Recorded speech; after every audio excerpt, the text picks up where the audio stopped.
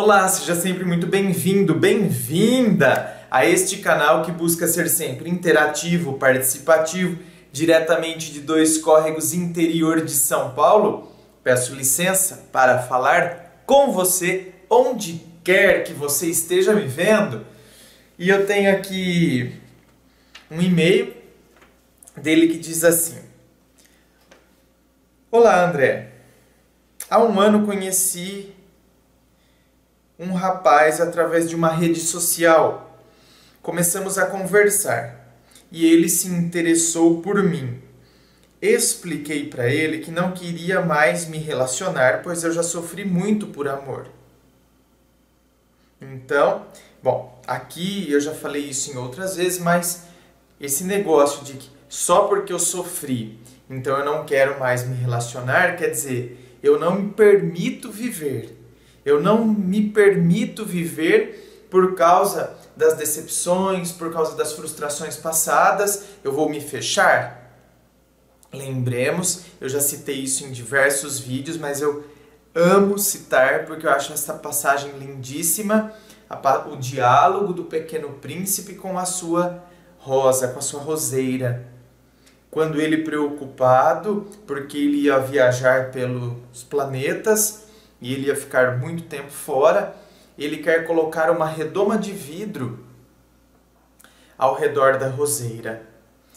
E a roseira vira para ele e diz: não coloque. E ele diz: mas as pragas, elas atacarão você. E a roseira responde ao Pequeno Príncipe: não se preocupe. É necessário 2 ou 3 larvas para que eu possa contemplar a beleza das borboletas. Então, muitas vezes a gente coloca uma redoma de vidro ao nosso redor porque a gente tem medo da vida. A gente tem medo deste processo de viver. A gente tem medo de sofrer novamente. A gente tem medo daquela situação, que aquela situação aconteça de novo. Então, tudo bem, talvez a gente se acomode, e é aí que muita gente se acomoda, muita gente se ajeita na sua posição cômoda. Eu me enclausuro no alto da minha torre, onde aqui as pragas não me atingem, aqui eu estou seguro no alto da minha torre, mas eu também não vivo. Eu também não corro, pela floresta, eu não corro pelo campo, eu não vivo, eu continuo enclausurado lá no alto da torre como Rapunzel. Então a gente precisa tomar cuidado com a síndrome de Rapunzel. Enclausurarmos-nos no alto das torres, onde a gente supostamente, a gente acha que a gente está totalmente seguro e imune de novo. Então, como imune ao sofrimento. Então, como um mecanismo de defesa, eu não quero mais passar por aquilo. Então, eu me fecho e eu não permito mais que as pessoas se aproximem, e quando eu percebo que algo está brotando dentro de mim, eu trato logo de cortar e começo a achar inúmeros empecilhos para que aquela relação não vá adiante. Então a gente precisa tomar muito cuidado com isso. Muito cuidado com esses traumas passados recorrentes no presente. Ele não desistiu de mim e me conquistou. Começamos a namorar e ele era um fofo, muito atencioso e carinhoso, tudo de bom. Parecia estar sonhando, mas como dizem que tudo que é bom dura pouco, cuidado com ditados populares e com frases clichês. Tem frases clichês que elas realmente são válidas e tem outras que são puramente clichê mesmo e não tem correspondência com a realidade, porque tem que ser analisada em cada situação. Tudo que é bom dura pouco? Pera lá. Como assim? né? Tem coisas muito boas e que duram muito, muito, muito, muito. Foi o que aconteceu. Depois...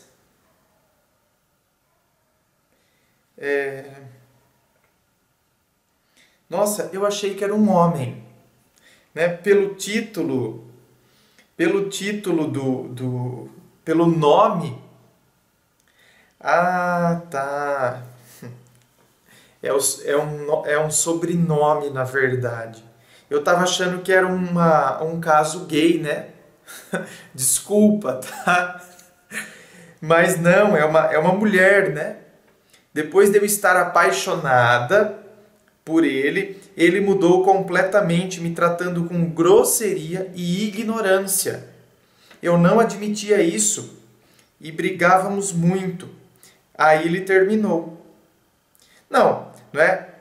Você está certa por não admitir que te tratem com grosseria.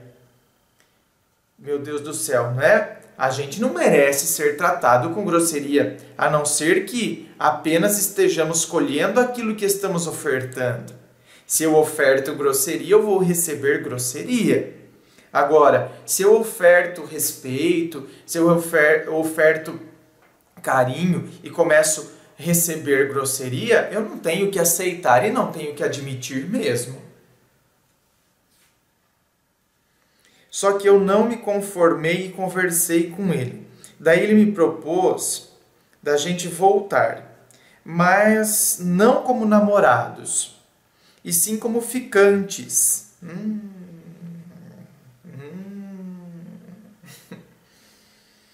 E eu aceitei, pois cheguei a ficar doente com isso tudo. Olha lá, né? Gente, olha... A pessoa se sujeita a algumas coisas porque considera que a pessoa é o remédio que vai eliminar esta dor que está aqui no meu peito.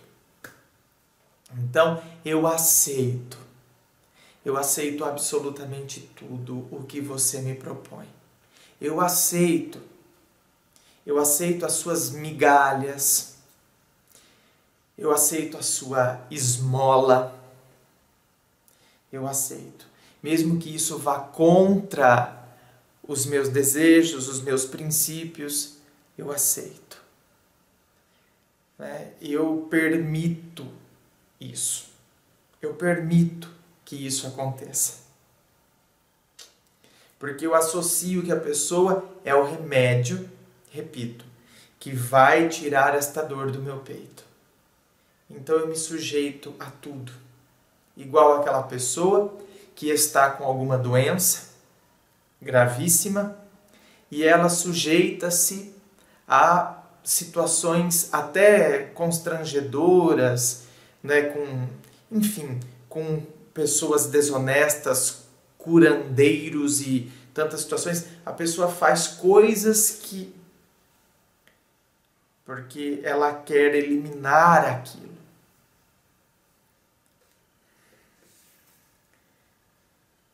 Só que ele não mudou. Sempre brigamos, ele vai e volta. Sempre, quando penso em esquecê-lo, ele sempre volta perguntando se eu já me esqueci dele. Aí é onde a gente volta, porque não consigo dizer que já esqueci. E acabo voltando de novo, porque eu sofro muito e choro demais longe dele. Eu só penso nele, não consigo nem sentir atração por outro homem. Calma! Você vê como a gente absolutiza tudo? Calma, é processual. Gente, a gente vive tanto no mundo da instantaneidade, da agilidade, da pressa, do já, do agora, que a gente não consegue entender que nós, como seres humanos, não somos essas máquinas instantâneas do já e do agora. Nós, como seres humanos, a gente tem que entender que as coisas dentro de nós, elas são processuais. Então, lidar com o término, lidar com a sensação que o término acarreta, é processual. Eu preciso passar por este processo e entender que é um processo. E como tal, vai depender de como eu me posiciono diante dele e como eu processo isso que é processual. Não é? Parece que eu estou fazendo um jogo de palavras, mas é a verdade. Como eu processo esta situação que é processual. Então eu preciso perceber que este sentimento que brota em mim, eu não sinto mais atração por homem algum. Não.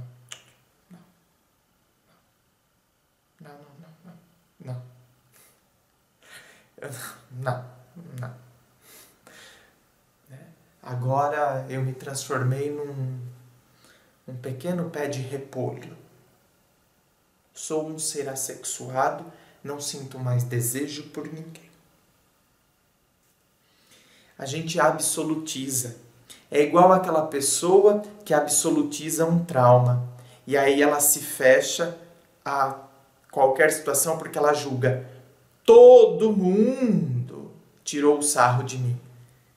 Sabe aquele aluno que foi ler quando estava no ensino fundamental, gaguejou e a sala deu risada, o pessoal tirou sarro dele. E aí ele internaliza, interioriza aquilo dentro dele, aquilo o traumatiza e ele então considera que toda vez que ele for ler, por isso ele não lê em público, porque se ele for ler, todo mundo vai tirar sarro.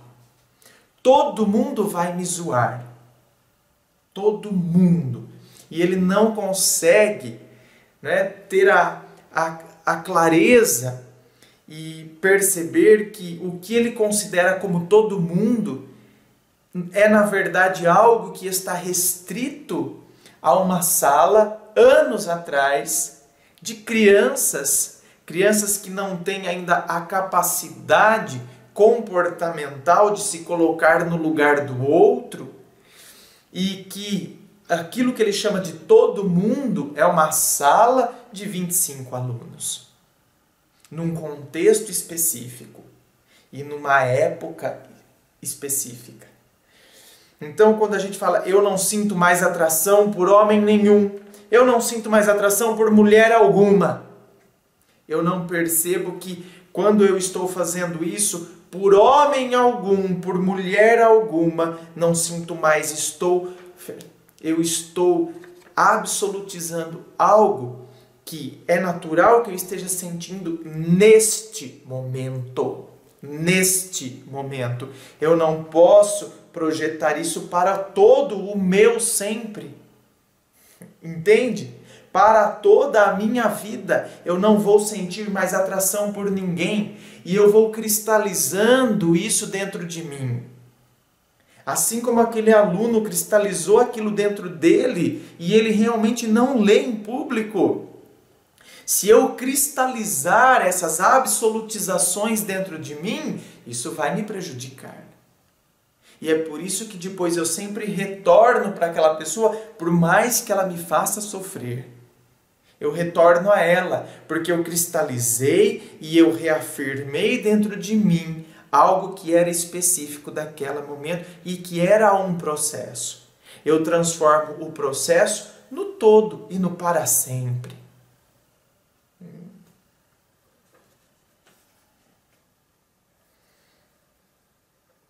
Eu só penso nele, não consigo nem sentir atração por outro homem. Ele disse que gosta de mim, mas não me ama.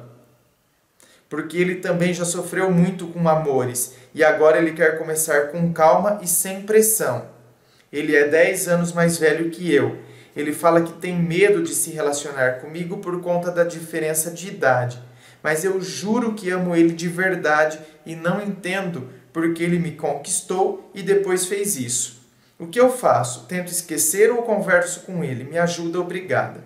Olha, minha querida, não quero aqui julgar, fazer julgamentos, só estou levando levantando algumas questões. Alguém que no início, né, começa um relacionamento e depois vem dizer que os traumas, primeiro ele propõe a você, não vamos namorar, vamos ficar como ficantes, porque é mais conveniente. Né? Você não pode me cobrar porque somos ficantes. Eu posso ir para onde eu quero, sair com quem eu quiser, porque estamos apenas ficando. Você concorda que houve, né, no processo da relação, houve um retrocesso? Ele está retrocedendo para a etapa anterior, tendo em vista que primeiro as pessoas ficam. Elas ficam, ficar é o processo de conhecimento. E depois eu atinjo um outro nível, um nível adiante, que é o namoro. Pera lá, então se eu já estava namorando, agora eu retrocedo para a etapa anterior, então para o ficar, me parece que é alguma coisa mais do tipo assim, olha, eu curto, né? Sinto tesão por você, mas eu não quero namorar. Eu não quero me envolver além disso. Né? Não quero que as coisas passem além do sexo entre nós, que é legal e que eu sinto tesão. Porém, isso eu acho extremamente perigoso. Perigoso porque, minha querida, amanhã ou depois, se você aceita uma situação assim, por exemplo, amanhã ou depois, você concorda que ele vai encontrar alguém com quem ele queira de fato namorar? Porque se ele quer ficar com você, é porque ele está aberto a outras possibilidades que aparecerão. Então, amanhã ou depois ele encontra alguém que de fato ele queira namorar, quem é que ele vai deixar de lado? Você. Então, são algumas situações que a gente tem que pensar, ter uma visão ampla, uma visão total da situação e do que essas coisas que por mais que parecem, né, normais, por mais que elas parecem assim inocentes, não, eu só estou propondo da gente ficar. Por mais que pareçam assim, elas têm algumas implicâncias. Entende? Elas podem trazer algumas consequências. Por quê? E aí nós é que aceitamos que permanecermos naquela situação e aquela situação acabou nos levando para uma outra que não era o que queríamos. Por isso que a gente tem que ter esta visão. Pode ser e pode não ser, enfim. Eu estou levantando as possibilidades aqui para tentar te auxiliar e fazer você refletir nisso. Então, vale a pena eu aceitar uma situação dessa? Eu aceitar isso? Enfim, vale a pena? Só você pode dar essa resposta. E, diante dessa resposta, nós temos que, entende? Respeitar a sua decisão, desde que você esteja consciente e assuma depois com responsabilidade, claro, sem dúvida alguma, as consequências das suas decisões e ações livres. Entende? E aí não comece a culpar tantas situações e colocar a culpa. Eu decidi, então agora, né, eu vou arcar com as consequências das minhas decisões tomadas. Claro, assim é em qualquer situação, qualquer pessoa deve se posicionar dessa forma. A gente opta por algumas coisas, mas a gente tem que arcar com as consequências das decisões pelas quais nós optamos.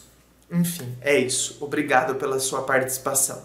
Inscrevam-se. Eu fico aqui aguardando a sua inscrição. Participe do Facebook, clique em seguir. Participe do blog Ponto de Vista, do Ponto de Vista em 5 minutos. Muito obrigado e um forte abraço.